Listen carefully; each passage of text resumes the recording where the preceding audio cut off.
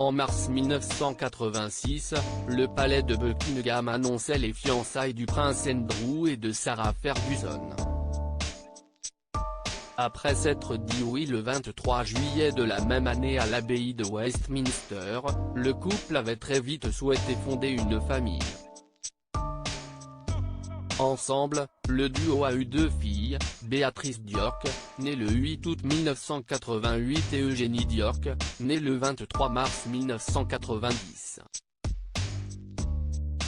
Hélas, c'est après 6 ans de mariage que le duc et la duchesse d'York se sont séparés.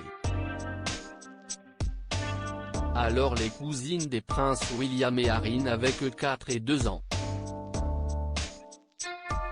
Dans un documentaire diffusé sur Channel 5, l'auteure royale Angela Levin a affirmé qu'Élisabeth II avait été maternelle envers ses petites filles lorsque leurs parents s'étaient séparés. Revenant des années en arrière, Angela Levin a expliqué « Il est toujours très difficile pour les enfants de voir leurs parents se séparer. Je pense que la reine s'est peut-être sentie plus maternelle à leur égard et qu'elles ont eu une période très difficile. » De son côté, l'auteur royal Tom Quinn affirme que la séparation de leurs parents avait causé des répercussions durables sur les princesses, qui étaient très jeunes lorsqu'elles ont vu leur famille éclater. Évoquant le divorce du prince Andrew et de Sarah Ferguson en 1996, il a expliqué « Béatrice et Eugénie ont eu une enfance très étrange, où leurs parents, à première vue, sont restés amis, mais ont fréquenté d'autres personnes très vite.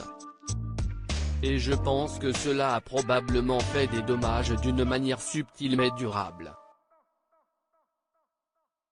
Toute la famille est considérée comme une cible facile parce que les parents ont fait beaucoup d'erreurs et que les filles ont été inévitablement entraînées.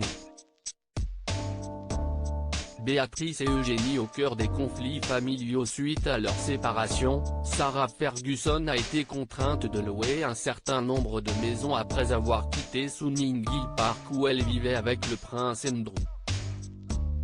Richard Kay, du Daily Mail, a déclaré « Elle avait une série de maisons louées dans le Surrey et le Berkshire dans lesquelles elle a déménagé avec une régularité alarmante, ce qui en soi a dû être déstabilisant pour les filles. » Il ajoutait que les choses étaient également difficiles pendant les fêtes. Le jour de Noël, Andrew les récupérait et les emmenait à l'église et ils retournaient à la maison de Sandringham pour déjeuner avec leur grand-père et le reste de la famille royale.